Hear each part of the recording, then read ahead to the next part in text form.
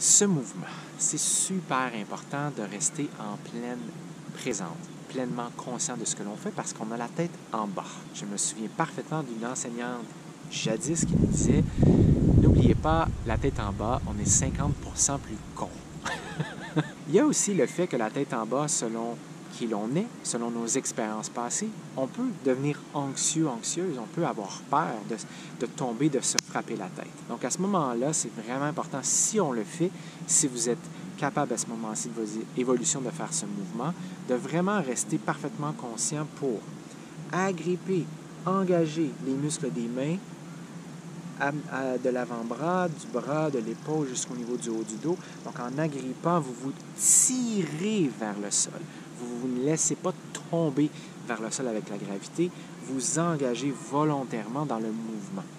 L'amplitude où la tête va arriver vers le sol le plus près possible va dépendre évidemment de cette capacité à rester conscient, consciente, si vous avez peur ou non de vous faire mal, et aussi de votre niveau de force pour être capable de vous repousser, de retourner en position de départ. Vous avez aussi cet élément de pousser les ischions, les os des fesses vers le ciel pour allonger autant que possible votre force centrale, le corps.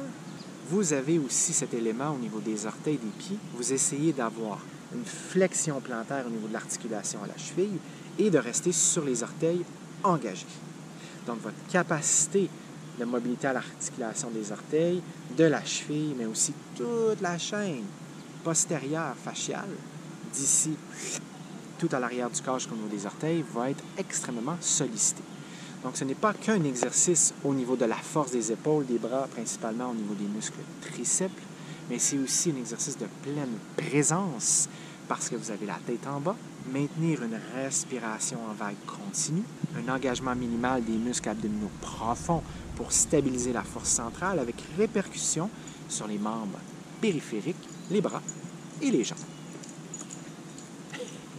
Dans ce deuxième exercice, on va travailler avec élastique de résistance. Dans ce cas-ci, 2, où on va avoir une position bipède parfaitement en largeur des hanches, les pieds pointés vers l'avant, un élastique par pied croisant comme le corps avec la chaîne spirale et la force centrale, et on va faire un lateral raise. Évidemment, en travaillant avec des élastiques de résistance, ce n'est pas une charge qui est constante. C'est-à-dire que lorsque j'étire l'élastique, la résistance augmente. Lorsque l'élastique revient vers sa position originale, la résistance diminue.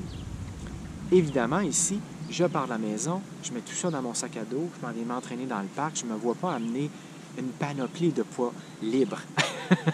Autant ma capacité en termes de transport que toute l'énergie que j'aurais besoin pour juste mon déplacement aller et retour.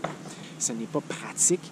J'utilise des élastiques de résistance, mais j'ai quand même induit un certain niveau de fatigue avec le pike push-up dans le premier mouvement. Ici, l'élastique, si dans le lateral raise, on avait cet élément moins intéressant parce que la charge n'est pas constante, ici, je trouve que c'est une opportunité. C'est plutôt un point positif. Parce que dans le mouvement avant-arrière, le mouvement explosif dans une première étape, je trouve ça intéressant parce que j'explore cette capacité en mobilité articulaire à l'épaule avec une portion où je vais vraiment là, dans mon amplitude pas mal maximale. Donc, le fait que que l'élastique ne soit pas en résistance constante, une charge constante, je trouve ça intéressant en termes de sécurité au niveau de l'articulation de l'épaule, au niveau des tissus conjonctifs. Donc, ici, dans un premier temps, j'ai cette explosion. J'ai cet allongement contre la gravité des orteils jusqu'au bout des doigts, en plus d'avoir la résistance de l'exercice de l'élastique lors de l'allongement vers le ciel.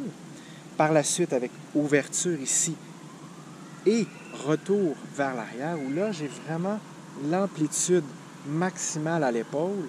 Comme je le disais, je trouve ça vraiment intéressant avec l'élastique parce que le fait que la charge n'est pas constante, je trouve ça plus sécuritaire au niveau de l'épaule pour aller vraiment très lentement, très graduellement. Ça fait longtemps que je fais ça.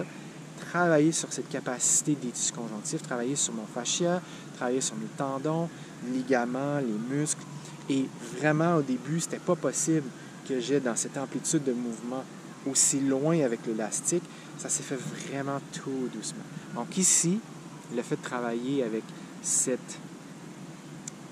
élément de l'exercice avec un élastique de résistance, une charge qui n'est pas constante, pour moi est un point positif parce que l'objectif derrière ce mouvement, l'intention derrière l'action, est de très graduellement changer ma capacité des tissus dans un mouvement d'amplitude maximale avec un sentiment de sécurité où je peux me concentrer également sur mon souffle, ma respiration qui est en vague, qui continue, et non avec la peur et ce tonus musculaire qui devient plus grand pour protéger, où là, à ce moment-là, je bloque cette capacité, cette habilité en mobilité articulaire, justement parce que mon corps reconnaît là une menace potentielle.